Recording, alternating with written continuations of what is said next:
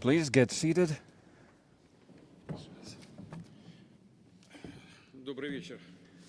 Good evening, friends. I'm very glad to welcome you all in Syria's the 5th International Congress of the Young Scientists has already concluded, and I would like to greet all of you, all the participants, and of course all of those who are in Syria now or was in Syria to attend this Congress when we made a decision to launch these kind of events.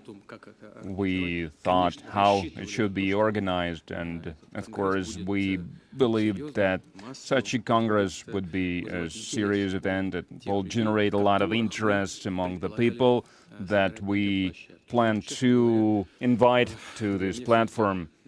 But to be honest, for me, it came as quite a surprise that now at the 5th Congress, already 5,000 people from more than 100 countries, which is a very good indicator of the fact that the goals that we have set out for ourselves when we organized this Congress or thought about organizing such Congress, we attained this goal. And one of these goals was not to overcome some barriers that was caused by some external limitations, but the goal was and is that we needed a platform where we could communicate, where we could exchange ideas, views, to establish new contacts between and among people who are involved in science, and because science, such as culture and sport, they are outside politics. They must bring people together. Yes, there is some special researches, there is some practical things that are related to defense industry, and all the countries are trying to classify this kind of research. But what can we see? That despite all the efforts in this regard, the truth is always out, starting from gunpowder that was invented in China. No matter how hard they try to protect this secret, everyone got their hands on powder. And the same goes with for the most destructive means of weaponry, missiles, rockets. Everyone is well aware that inventors of the nuclear weapons, they exchange this information with the goal of establishing a balance in the world, thus guaranteeing stable development of various states in the world, establishing conditions where no one is willing to use this destructive, horrible weapon. And we initially wanted to ensure that there is the free exchange of ideas, free flow of ideas, and young scientists, young researchers could establish good contacts. And it's one of the most respectable and significant events of this kind that we hold in our country. And the majority of our universities and research centers are represented here of various fields, and you also represent various fields of science and research, biotechnology and material science, and many other fields of research. Young scientists determine competitive researches and new inventions, and I would like to know that almost all of the leading Russian companies, in one way or another, they participate not only in this particular event, in this particular Congress, but throughout the year, from one Congress to another. They work with our research centers, they work with our scientists and researchers, with young scientists as well. They are trying to come up with specifications, with the orders of they want to see, and then they are establishing the market. They are creating the market to use these developments, these inventions, and they also trying to look for new scientists, new researchers to establish contacts, or maybe even to hire them later. And this cooperation between the state, the entrepreneurs and scientists and researchers should help us attain the best possible outcome for everyone, and eventually to develop our state and our economy, and in this case, of course, I mean the Russian Federation, first of all. And I will speak later about our cooperation with our foreign partners, and we will continue to enhance this kind of cooperation. And on behalf of the state, we are going to co-fund the efforts and endeavors by the leading researchers in a number of areas. And one of such examples, one of these grants that was created recently, named after Evgeny Velihov. I know that one of the winners of the first competitions of this, one of the first winners of this grant, he is here with us, attending this meeting, and he will tell us about what he did, and maybe he will share his ideas about how we can improve the work on this grant in the future. And along with funding various projects, along with those who receive this direct funding from the state, the most talented researchers that are starting their work in science, we're thinking about how we can help these people, and starting with 2024, 1,000 postgraduate students from various educational and research centers and organizations in Donbass and Novorossiya. They receive scholarships, monthly scholarships, and the decision to introduce this support measure was made during a meeting like this, meeting with young scientists. I believe it happened last year. Someone made this suggestion, we discussed this, and at the initiative of your colleagues, we did that.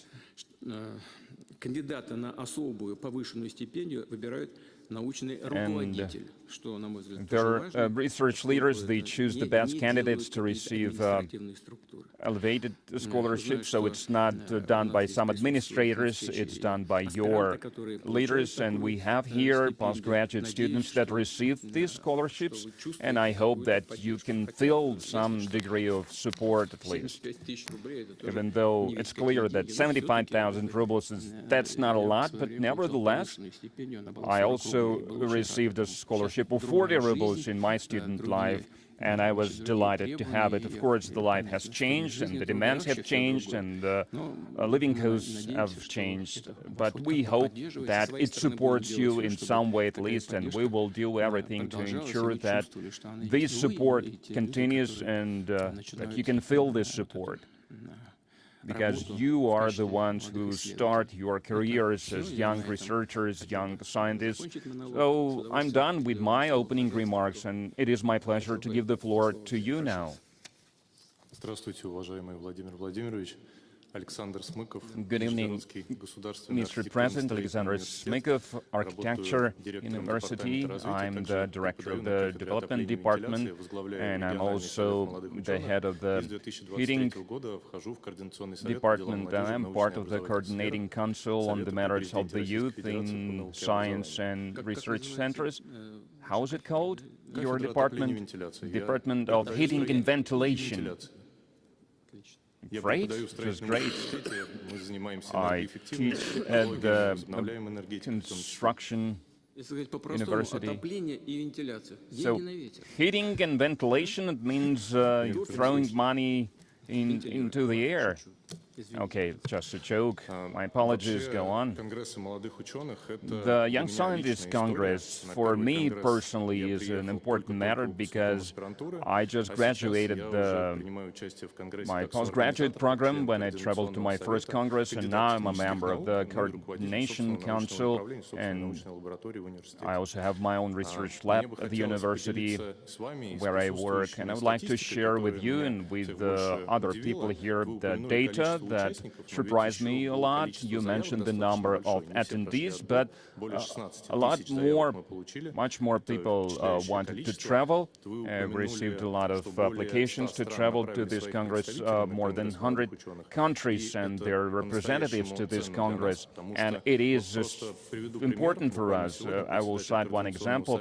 Today, the head of the Coordinating Council signed an agreement with All African Student Union that unites more than 70 million students in all African countries. Of course, it was a framework agreement, but apart from that, we hope that it will allow us to carry out various research programs that are relevant both for our country and for the countries in the African continent.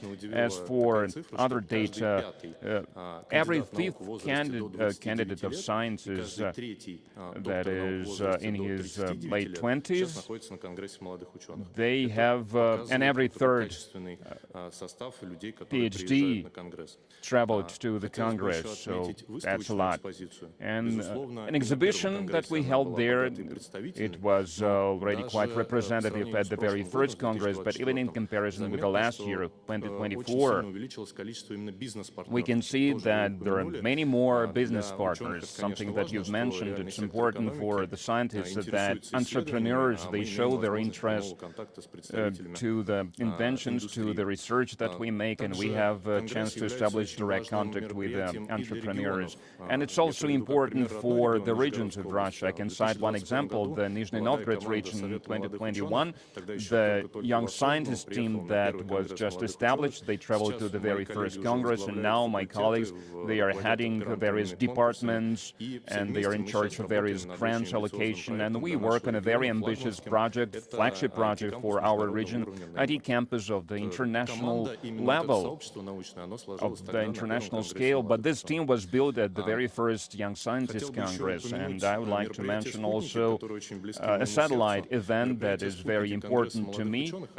Satellite events, they are held before the Young Scientist Congress. The very first satellite event was held in 2022, the first year when we celebrated the 10th anniversary. They were held in Kamchatka and in Yamal. I participated in an event Kamchatka, and these platforms are now operating at all times.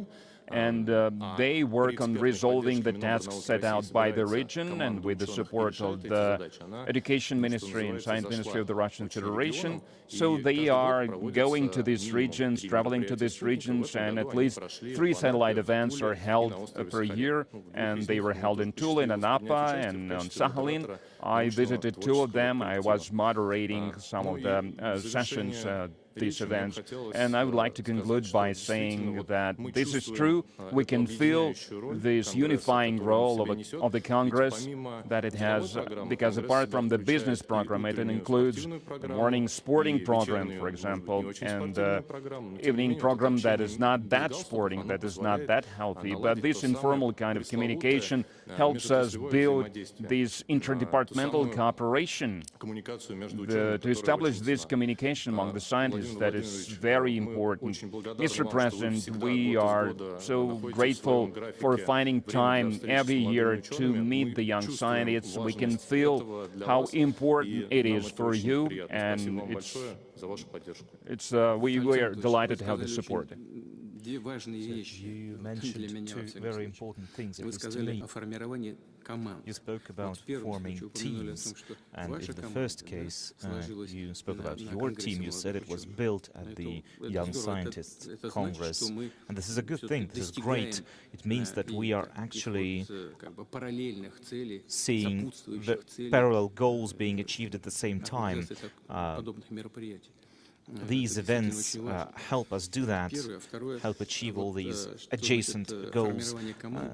And as for the issue of addressing regional problems, this is something that one of the participants proposed several years ago. It was from one of the regions. I think he said it would be very useful to have work as part of the Congress, to make that work regional, to give it a regional dimension, so that we could have specific teams that are targeting regional problems. And I'm happy to hear that this work has gained some traction. So if you have any more proposals, please be sure to formulate them and pass them on to me, because your colleagues were able to tell us a lot of useful ideas, and we've been implementing them. So thank you. My name is Anna Misheva from the Kuban Agro-Technical University. I finished one of the common, simpler schools. From a family of farmers. So, as they say, there are great women in Russian farms. Yes, exactly. So right now I have a PhD in agricultural sciences, and I'm part of the coordination council of the Congress. So we are an organization that combines scientists from all over Russia, from different universities, from research centers. We have representatives of Rosatom, of Roscosmos, and various healthcare and agricultural organizations and departments. We are all very different, but we are all engaged in one big job to try to popularize science among young people, among school students, which is especially important to have them become interested in sciences as early as possible. So my colleagues and I are experts in the area of science and innovation for young scientists. Yesterday we have a session dedicated to that, and the audience was full. So you are one of those specialists that decide who would receive the awards, the prizes. Well, this is part of our work. We look at what they do, and we select some of the work. So, like I said, the audience was filled. So you spoke with former winners of the competition, yes, and the award itself, the prize itself, is very prestigious among young scientists. They're really interested in participating in this competition. Every year the quality of their work is increasing.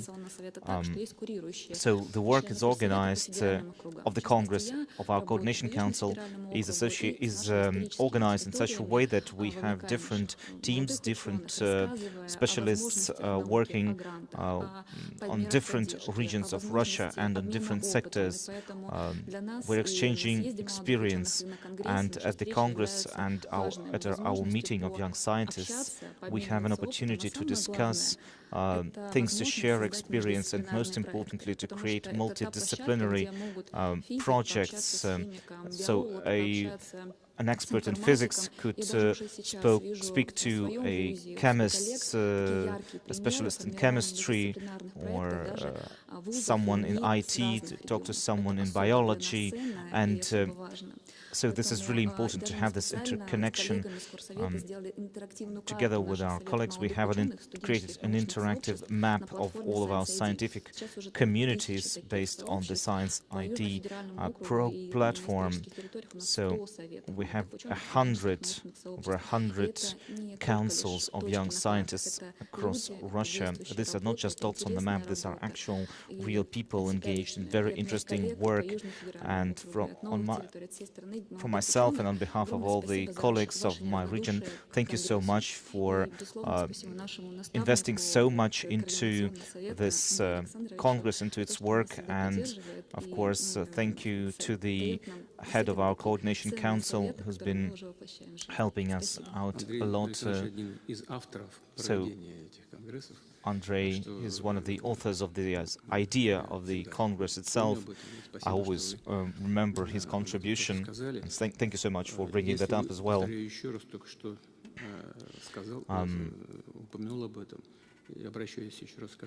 Again, let me tell you, if you want to add something or change something, please don't be modest, just tell me whatever you're thinking. If you have any specific ideas that would be that could help us improve something, add something, or change something, be sure to do that. And I wish you good luck, of course. So, are you personally planning to continue your academic work? Yes, of course. I'm working a lot with my colleagues on a number of projects. We have the Priority 2030 program. We have a lot of materials, a lot of interesting projects that we are engaged in. They are very science-heavy, science-intensive, and what is the priority of your research? Well, my priority is biotechnologies for the agricultural sector. So, different biological substances. So, are you talking about some foods that involve gene modification? No, we have a different profile. Okay, thank you. Name is Kirill Yushkov. I'm a postgraduate, and my work has to do with space systems and space materials. This year, I received 2 awards for postgraduates. The selection process was very difficult this year. The things that were selected for are the level of engagement and the activity of the postgraduate itself, and of course the work of that said postgraduate. So my work has to do with materials and their characteristics. So our goal is to create a practical instrument based on state-of-the-art knowledge in terms of the deformation of solid objects. And so receiving the scholarship allowed me to engage fully into my work, because before that I had to work at one of the aerospace companies and at the same time teach at the postgraduate and continue my scientific work as a postgraduate, and also starting a family. So now I can fully concentrate on my research work and engage in teaching at a full scale. I have 2 lecture courses for undergraduates, and I'm doing my own research, of course, as well. So the path that I've taken is the same path that a lot of winners of that competition have received. I've been able to talk to a lot of them. It was very interesting. So the scholarship itself is not just a financial support, it's also a lot of responsibility. And myself and other recipients would like to thank you for the size of this scholarship, because it really frees me. It really allows us to do what we want to do. So you said that you were starting a family as well. Do you have children? Well, not yet. Well, you should get on to that. You should, of course, have children. So focus on that as well.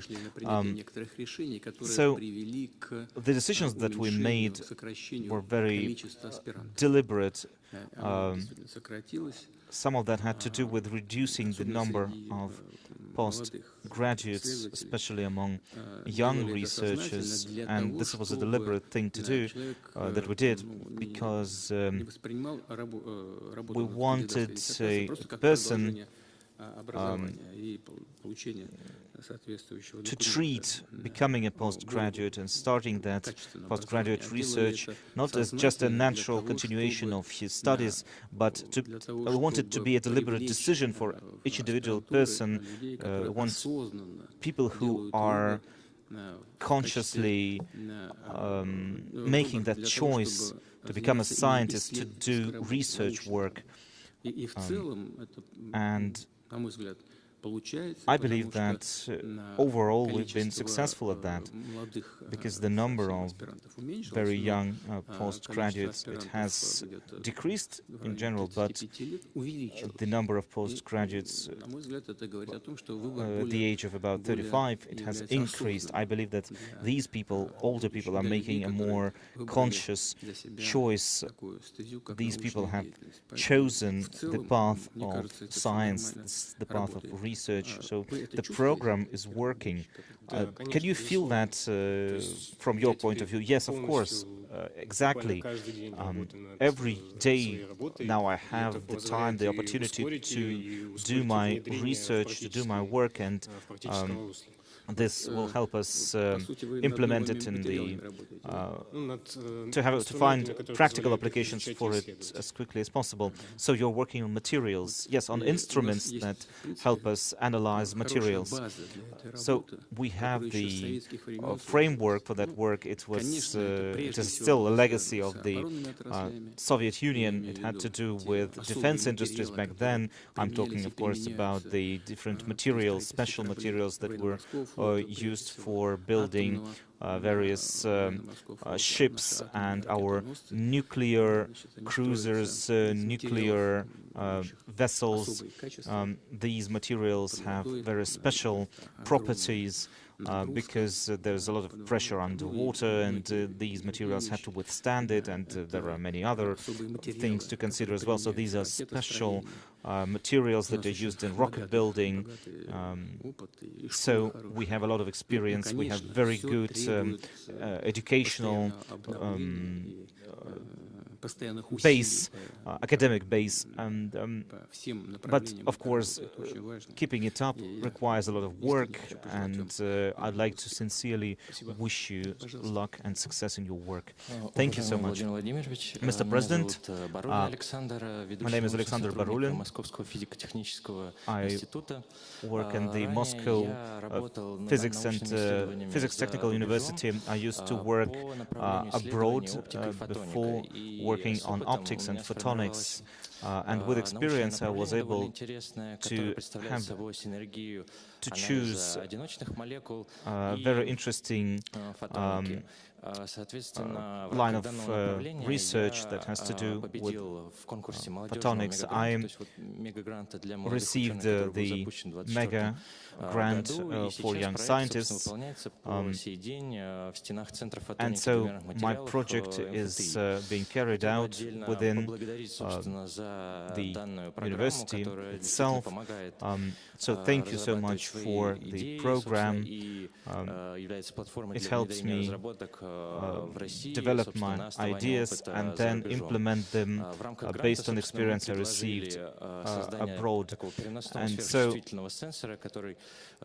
what we developed is a special mobile sensor that could be used for diagnosing conditions, diseases, and it could be used for other applications as well. So we have an optical station, we have software developed for it, and we have a mobile platform, super sensitive platform. This is a new technology that we will continue to improve in the future and continue to implement it in practice. So I'd like to point out to you that in photonics, in microelectronics, this is an adjacent area. It's an important part of our work is photolithography, which we have such systems where the number of those systems is growing. We would like to see more of them across Russian research centers that could help us address some of the research matters that we have. So, in conclusion, I wanted to say that the Moscow Technical University will be marking its anniversary next year. So, on behalf of young scientists and our undergraduates and students, I'd like to invite you to visit us on the 25th of January 2026. This is the Students' Day. Thank you very much, Mr. Berlin.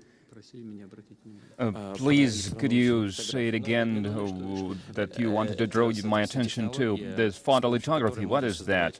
It's a technology that helps to create platforms for microelectronics, for photonics, for some nano-sized objects like antennas or other electronic units, a lot of nano-sized things like chips, microchips, nanochips. Believe me, I understand how important it is, and this works, research of microelectronics, we need to create a lot of things from scratch, and we need to support what we have, and I understand how essential it is, but I don't understand what I need to do. So, okay, you've got my attention. What do you want me to do? It's not a joke. Truly, Mr. Berlin, what can be done in practical dimension? Two suggestions, maybe to increase the number of such systems in research centers, and thus researchers will have better access to these units, and they would be able to resolve these tasks because they will have these units. Because as it is now, these units are overloaded. Or a second option, maybe as an addition to this, maybe we could consider launching a project of developing a domestic Russian lithography unit. So, two suggestions. If you could note it down for yourself, Mr. Fursenko. Yes, we've discussed this. Maybe we could establish a special grant, and we'll think about how we can do that. And second thing that Mr. Falkov said, maybe we could establish an advanced engineering school at the Moscow Physics University, and they have some good experience in that, so they have some practical experience. So the government is looking into this, and they are paying a lot of attention to this, and the head of the government personally is part of looking for a solution for this matter. Yes, Mr. President, we have advanced engineering schools, as Mr. Fursenko mentioned, so it's one of the options to resolve this issue, and we exchanged views with Alexander, so we can establish a young scientist lab, which is also well-proven framework, and next year we are going to establish some 200 labs, and in this field, in the field of lithography, we also plan to establish some labs, and we plan to use the mega grant program to establish grants not only for the leading scientists, but for the young scientists as well, to support them, to show that we are looking after them, because some of the winners, some of the recipients of these grants, so one of them traveled to Chelyabinsk, another is working at the Physics University, and we are planning to increase the number of such grants for young scientists. Thank you for showing this support. You don't have to take the initiative of implementing these ideas, because the initiative was... So that was the idea of one of the recipients of these grants. At one of the meetings, they said that they would like to support young Russian researchers in adjacent in other fields of science. And I asked them, what do you need? And they said we need to establish conditions for them to ensure that they could go on working in these fields for years to come, to fund these efforts for many years to come. And the government and the ministry, they both supported this grant program, and it seems that it's working, so hooray. And you said that you used to work abroad. Where? Well, I studied abroad in Germany and in France, and also I ran some experiments there, and for some time I also ran experiments in South Korea. The number of postgraduate students, of researchers, is growing. I mean, the foreign students, foreign postgraduate students. Well, first of all, students come from China, and their number grew well, by 25 or 28%, I don't remember exactly. Yeah, something like that. Second place is after Kazakhstan, third place is after Syria, and there is growing interest to Russian science, to Russian education. Good evening, Mr. President. Ksenia Gosyan, a postgraduate student and a research fellow at the Federal Scientific Center of the Biologic Protection for Plants in Krasnodar. One of the key topics at the Young Scientist Congress is developing personnel in various fields.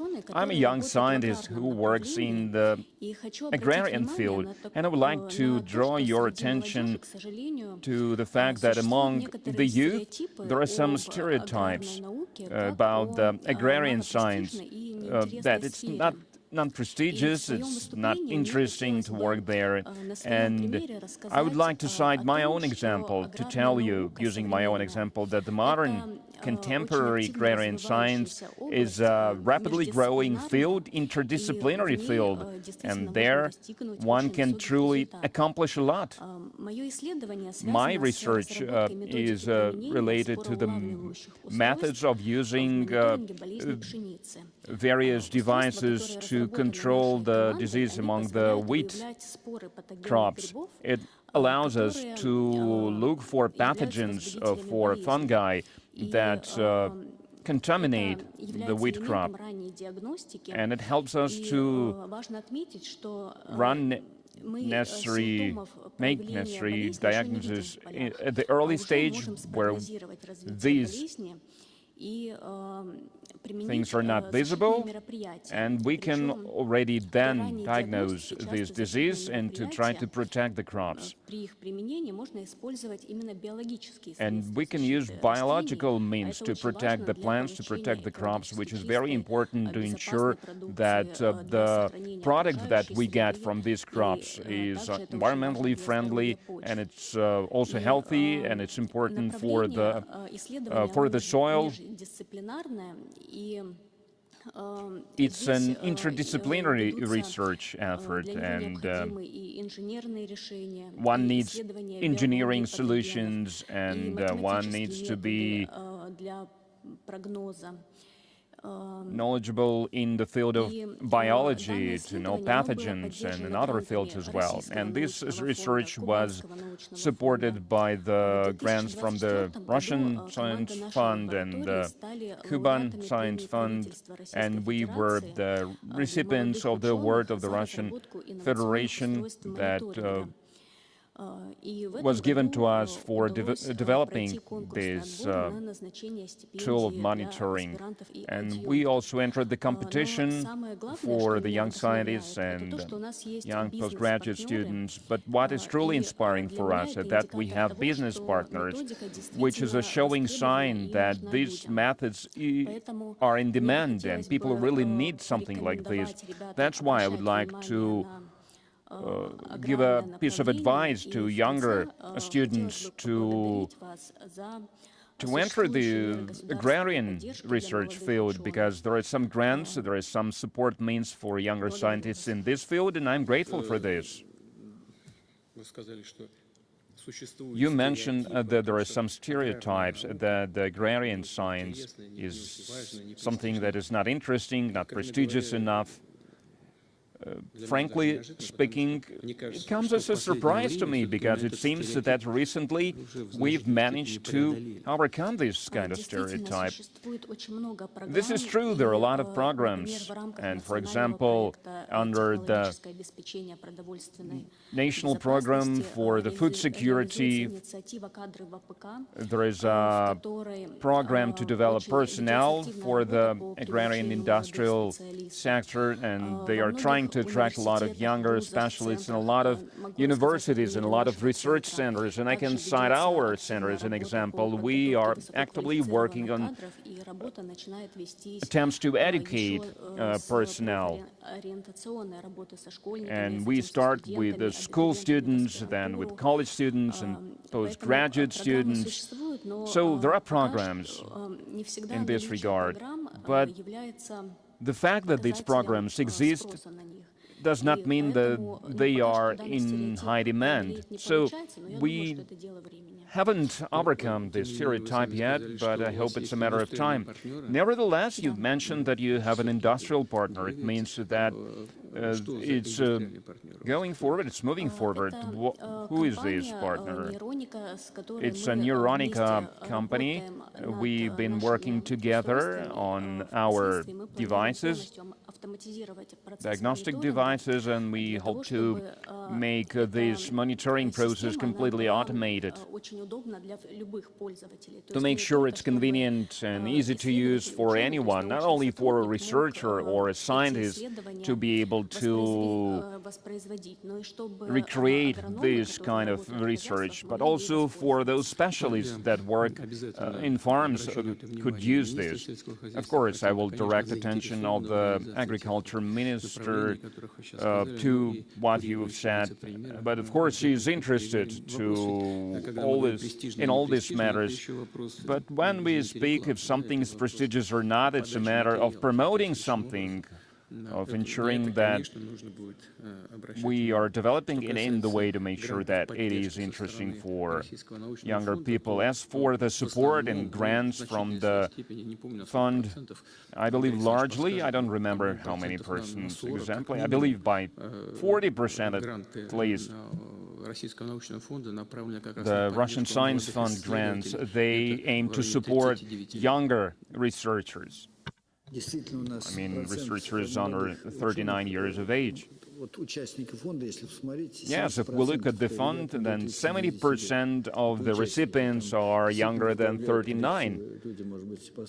So, yes, maybe they're leaders and their heads are older people, but they still receive grants because they have some younger professionals in their teams. As for young leaders, constantly the number of young people under 40 years of age or about 40 years of age, so the number of such leaders is growing.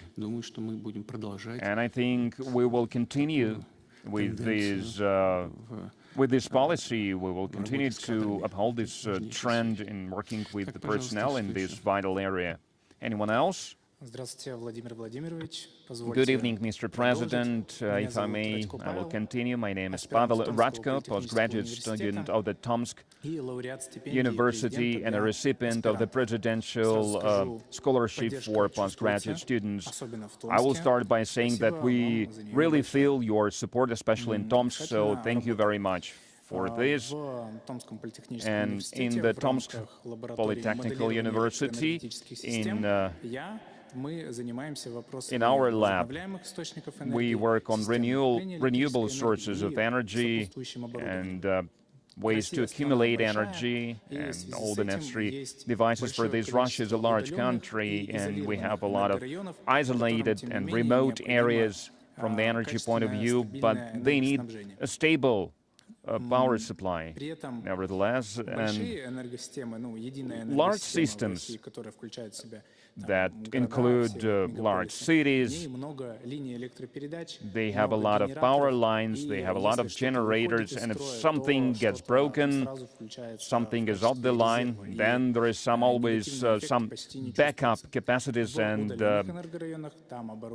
people, they never feel any negative impact. In smaller towns, they can really feel it when there is some emergency or something gets broken, so the consequences are greater. And we can try to resolve this issue with the new accumulating units, but they should provide a certain volume of energy of a certain type. And to make sure that it works exactly like this and did not disrupt the system even further, we need a modern way to run this kind of equipment that will have a lot of circuits, a lot of algorithms, a lot of subsystems, and it needs to be streamlined. And since the remote areas, they all have their special conditions, then it takes a lot of time and takes a lot of effort to optimize this work. So, at the lab, we are working to create a system of management that would be adjustable and flexible, so that we could just bring the systems to the place, then it uses the software that it has to identify where it is and what needs to be done, what kind of energy needs to be provided. So there are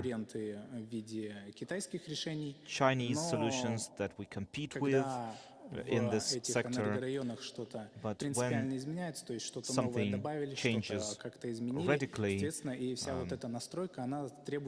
all of the software needs to be changed, something else sometimes needs to be changed, so contacting a different country to change that is not optimal. So this is an important issue for import substitution, because our energy needs to be independent like that, our energy grids, our energy systems. So this is not just what we're doing, it's not just some innovation for the sake of innovation. No, it has a very good economic effect, because it allows us to reduce the load on the existing equipment and save money. So this would optimize the use of power grids. Right now, the problems we have are slowing down this process. Well, thank you. Well, as we know, producing, generating, and transmitting energy is one of the most important parts of the modern energy sector. Of course, if we're talking about renewable energy sources and environmentally friendly energy sources, this is, of course, also critically important. You said that there is competition, and you also said that it is really important for us to have technological sovereignty. These are two things that seem to be going against each other. They seems to be logically not measured to each other. But if we just ban all the competitors that you have in a market, we risk having a subpar, suboptimal solution only available to us. So we need to make sure that we make the products that we have in our market competitive, and we want it to be better than what producers from abroad can sell us. So we need to have competition in the domestic market too. So what do you believe we could do to support the kind of research that you do to help with this competition? Well, not of course banning Chinese equipment is not something that we want. As for supporting us, well, improving ties between scientific groups and research groups what we want is what we want, because they are the ones who are engaged in this research work. They have a chance to scale up our technology. For example, at the lab, we can only create a pilot system, just a test system. And if we have contacts with industry, with someone from the industry, with some companies, they can scale up our work and put it into practice. Yes, I agree with you, because there has to be this connection between the consumers and the researchers.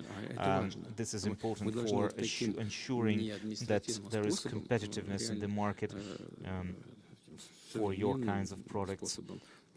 This is a modern way of supporting our own producers, helping create a market for your products. This is the future of energy. This is really important. So thank you for your contribution. Добрый день, Владимир Владимирович. Good afternoon, Mr. President. Ольга, My name доцент is кафедры Olga управления Gerasimova. человеческими ресурсами экономического факультета Южного федерального work университета. At На the Конгрессе активно обсуждались темы, Southern связанные с Federal научными University. кадрами, We поддержкой молодых discussed исследователей. HR training Я выиграла specialists. I грант won РНР с таким, a может быть, grant провокационным названием.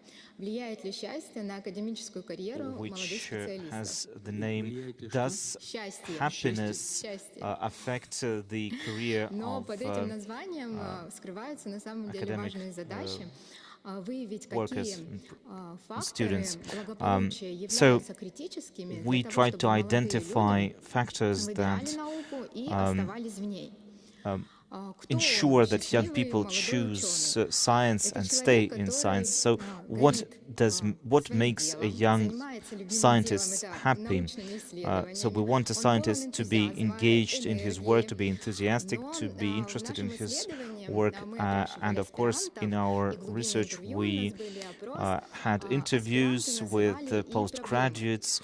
We Прежде всего, это проблема had polls. поиска баланса So между образовательной what we heard деятельностью, is that there needs to be, научной there's a деятельностью, search организационной for работой, balance кураторством between групп, organizational если work, это education, университет, research work, написанием отчетов, filing страдают reports, и другие сферы. etc. В So случае there are other дефицита parts of life that suffer because of that, because there is always lack of time. And so there's no work-life balance. People get problems with sleep, with health. Some postgraduates told us they sleep only 4 to 5 hours a night.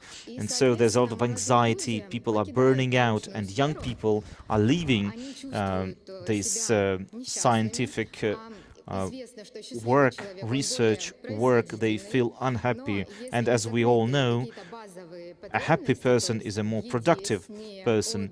So if your basic needs, like good, healthy sleep and food and social life, if you don't have that, you become unhappy naturally. So we need to make sure that young specialists have all that so they can do their research work. They need to feel that scientific work, research work is a good profession, is a good way of life for them going forward into the future. So the program for well-being of young scientists and educators is something that we're developing. So we want to ensure that we can identify how much time a postgraduate spends on different kinds of work, on research, on documents, on reports. And so we need to balance it out. We maybe provide some special healthcare systems, or make, for example, his career path more transparent so that a young scientist would know what would await him in the future. Thank you. Well, this is a really important kind of research. So, what is happiness? We could start with that, but this would be a very long discussion. But still, I think it's really important work that you do. And once you are done with your work, we could scale up your results and apply them elsewhere across the scientific sector. For example, I would also apply your results of your research in the work of regional managerial teams or the Russian government or even the administration itself. And so I wish you good luck. This is really important work that you're doing. It's not a joke, it's really serious because it has to do with the quality of a person's cognitive abilities and the development of those abilities.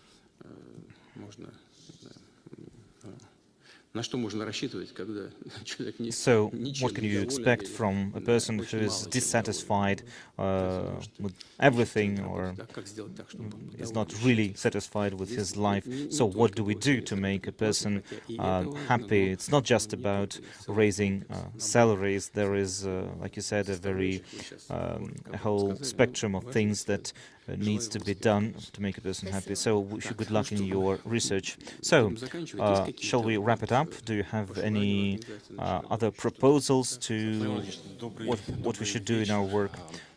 Yes, good afternoon. Well, let me expand on the energy sector that we've heard about before. So, I work in Tomsk, and my work has to do with accumulation of energy and natrium ion.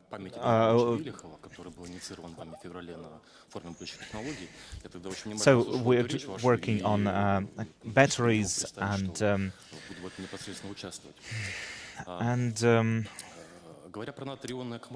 speaking about sodium-ion batteries, there is a system of control involved. So what we are doing is chemistry, and the purpose of the grant is to develop a technology to go from the material, like the electrolyte, to the cell itself. So this is a through way so that the full circuit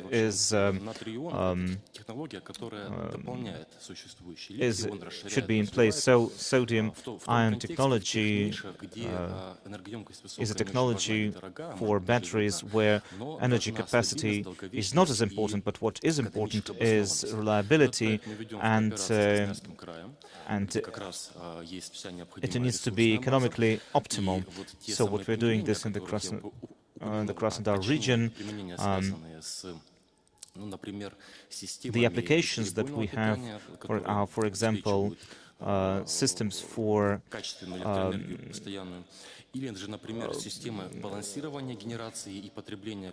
non-stop currents, or systems that are in place at different power plants, hydroelectric power plants. So sodium-ion accumulators, the technology itself is notable because in chemistry, when we use aluminium instead of a different material, it's not just cheaper, it's more safe, because this accumulator can be fully decharged safely. And so it also allows to use the accumulators at lower temperatures, which is important for over half of Russia's territory, because the the average temperature across Russia is below zero. So I'd like to thank you and Mr. Fursenko for providing us an opportunity to develop these sodium-ion technology. And also as part of that massive project, we understand how important the issue of specialists is and the lack of our professionals. Now, our technology is being developed rapidly in the country, so we need to have specialists that could work today and in the future. So we want to scale up the existing experience that we have, the experience of educating and training young professionals. We want to create a team, and we want to provide an educational program. My colleagues and I spoke about this to officials, and in the future these would grow into university, center of competence, and then it could be become part of the industry itself. Well, as I said, for you, and especially for other researchers from other fields, we all understand how vital this research is for the field of energy and for other fields. Accumulating energy, preserving energy, but we need to use the entire cycle of the accumulators. And you did not mention the waste management, recycling of such accumulators, because they will tell you that you will ruin all our soils.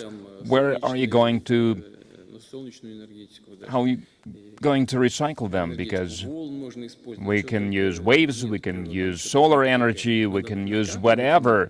So you need to accumulate this energy, and then you need to transfer this energy somewhere. So, okay, we have this energy, we are accumulating this energy. What we do next with this accumulator? Do we have this balance between the so-called renewable energy and recycling this waste that is also accumulated? Yes, I get this question a lot. What do we do with accumulators? I also get this question a lot, so I know. And my answer was always that, well, first it was in theory, and then I got sick of getting this question, and in lab we started to work on practice, so you truly get sick of this. Yes, and we've even received a patent on how to recycle these kind of accumulators. I would like to say briefly, because the sodium-ion technology is much more environmentally friendly than the lithium-ion technology, because it's a very challenging metal, very challenging material. Cobalt is an evil Norse spirit. That's why it received its name, and it determined its destiny.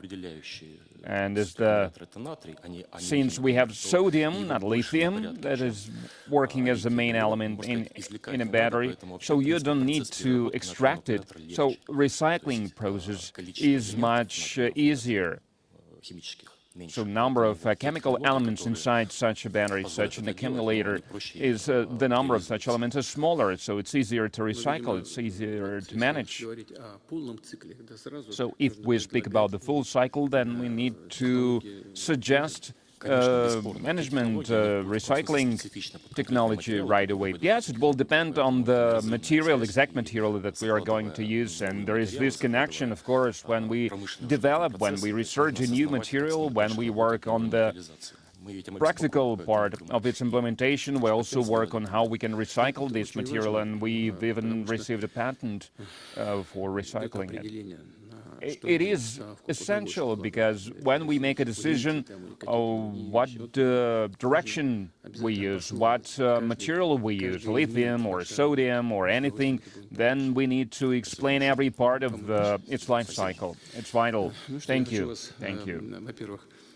Well, first of all, I would like to congratulate you on attending this Congress, the Young Scientists Congress, and I would like to thank you for this conversation tonight, and I would like to wish you every success in your endeavors, in your researches, in your practical endeavors. And the most important thing, if one wants to be happy, is to be successful in what you're doing. And when you are creative about what you're doing, that's the most pleasant thing. That's what delights you, because a human being is trying to find something, to invent something, to come up with something, and when you see that it is being implemented and it is being used in practice, that's the most pleasant feeling one can get. And that's what I would like to wish you in your practical research and in your lives. And they wanted to take a picture with you. Well, with pleasure, of course.